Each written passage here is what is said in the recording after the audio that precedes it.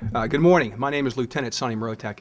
I'm part of the Regional Investigation Division, the Robbery Suppression Team here for the Central Region of Prince George's County. Absolutely. Mrotek. First name is Sonny, S-U-N-N-Y. Within a period of 6 days beginning on June 8th, we had approximately 4 robberies, 3 of which the suspects were armed. There is some similarities in this case, 3 of which were done through a Craigslist ad.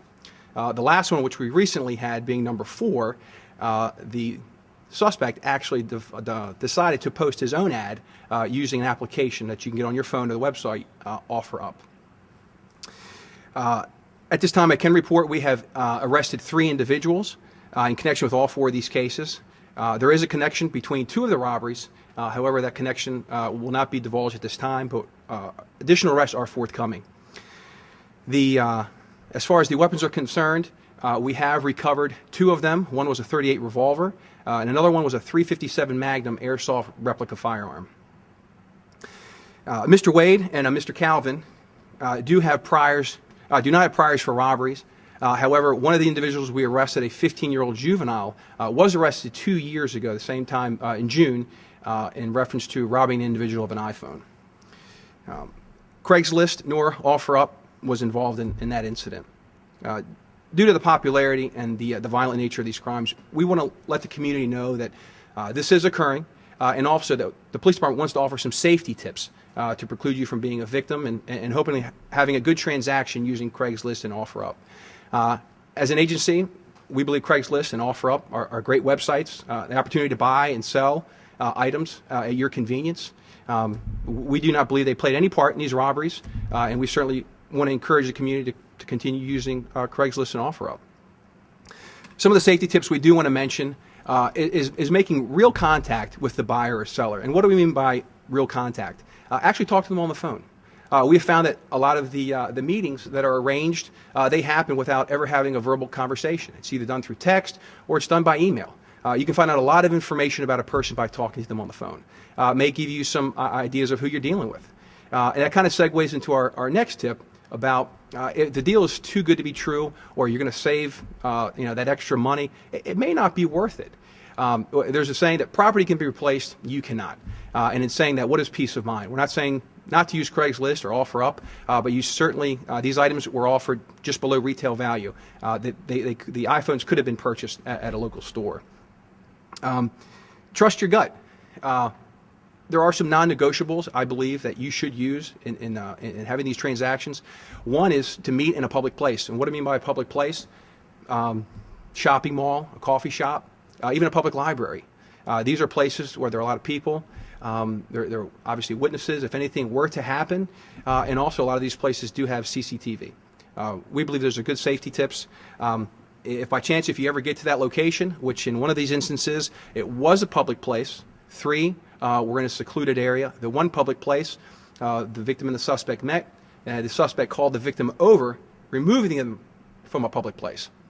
In saying that, if you do get to the agreed destination, a public place, and you receive a phone call that says, hey, I can't make it, or I'm kind of lost, can you meet me here? That's a red flag. And we're asking you to trust your gut and to simply just to walk away. Another great tip, always keep your cell phone with you. Also bring a friend, bring a relative during this time. If the item's too big to transport, we understand that, and you may have to have a meeting place at your residence. But if you can transport the item, make sure that you don't invite the individual to your home. There are some similarities, which is why it's so important to get this information out to the community. Although these robberies did occur during the daytime hours, 3 were in a secluded place. These locations, the victims did not have familiarity with the area, which we think is certainly a good tip. All 4 victims were adult males. None of them were harmed during the incident. And we just want to make sure that the community is aware of what's going on and also some of these safety tips so that you can have a good experience with using Craigslist or OfferUp.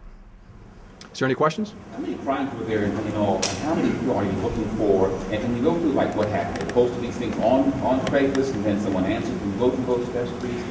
In 3 of the instances, the suspects were responding to ads that the victims had posted up, saying they have an iPhone 6 for sale. There's an agreement made. They meet at the place.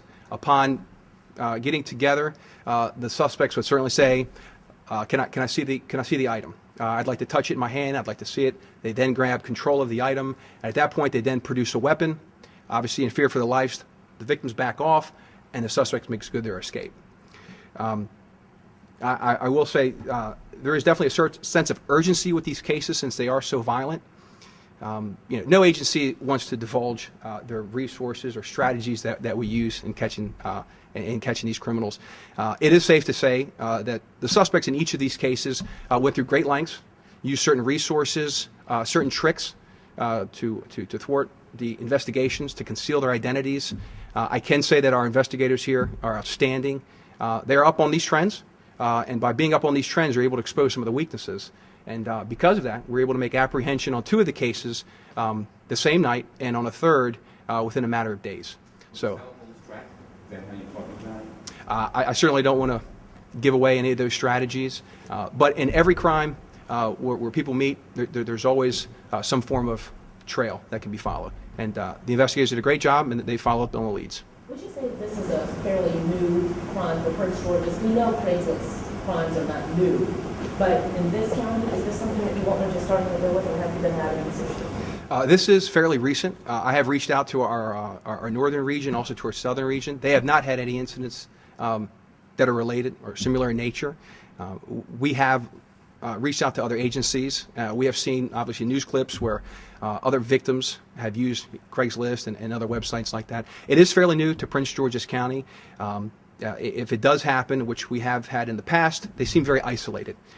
But to have 4 in 6 days, it certainly leads us to render some caution and make sure the community knows what they can do to prevent these things from happening. The 15-year-old, is the 15-year-old operating alone, or was that child connected to one of the adults who's been arrested?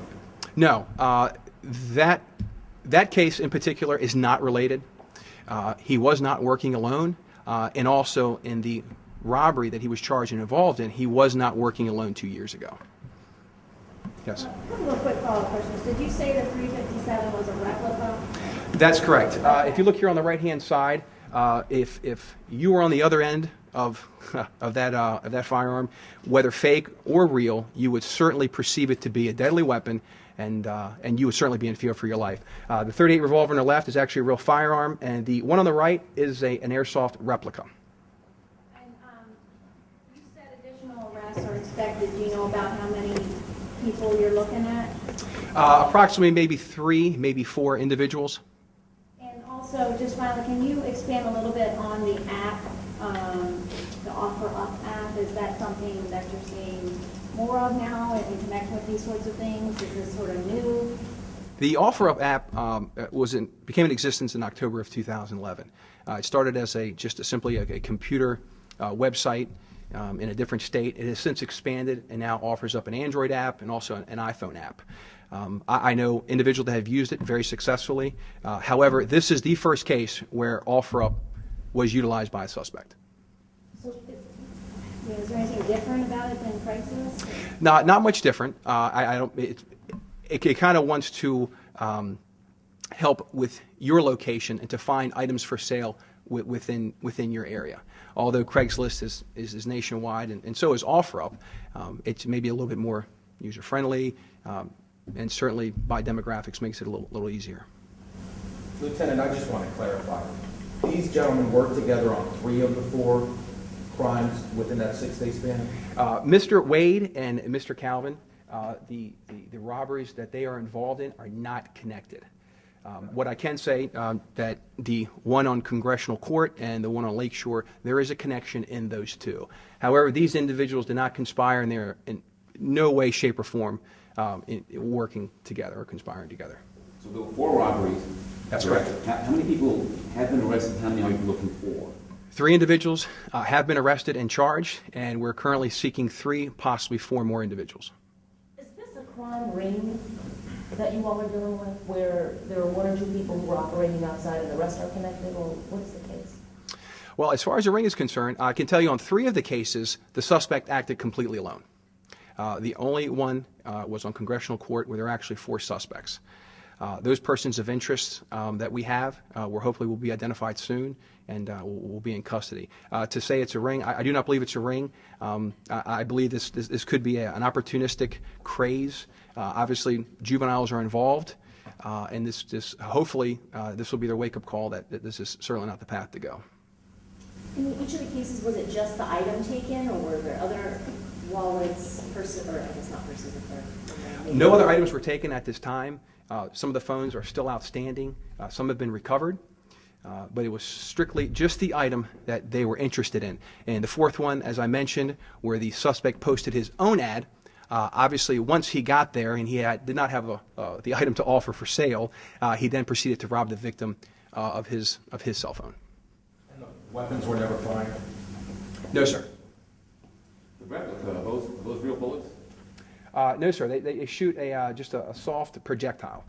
They are not considered by definition, a firearm. However, they are called airsoft replica firearms. And as you can see by its appearance, even being a police officer, it's very difficult to say that is not a real firearm. But in that photo, those bullets are not real, right? That's correct. So having the fake, I guess, weapon here, do the charges change? Is it still considered armed robbery, or? Well, it's robbery with a deadly weapon. Now, obviously, a child is a child. You could have used one of these things in your backyard under parental guidance, and it's not a weapon. But obviously, once these suspects utilize this in that manner of a weapon, and then it does become a weapon. Would the airsoft weapons be included in the classification of toy guns that typically have to have some type of orange notification that they're not a real firearm, or were they altered in any way?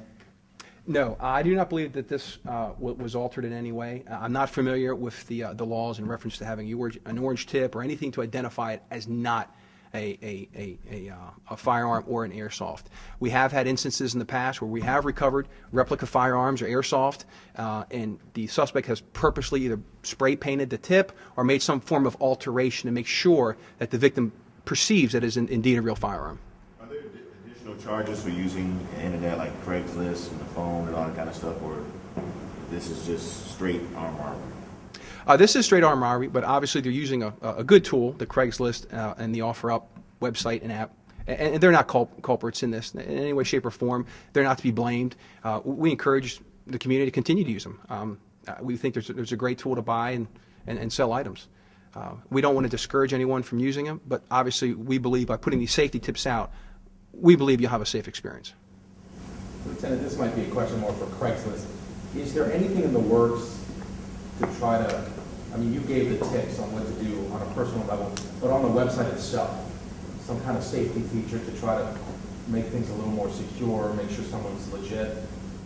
Outside of these safety tips, I'm not exactly familiar with Craigslist, but I do know that if you Google it, I know there are safety tips that Craigslist does want to put out so that you have a good transaction. I know they do have things in place where if things go bad, not such as this, but obviously there are people who use this as a fraudulent basis to obtain property from people. So I know there are tips on the website. You'd have to go there. All set? Thank you, guys. Thank you.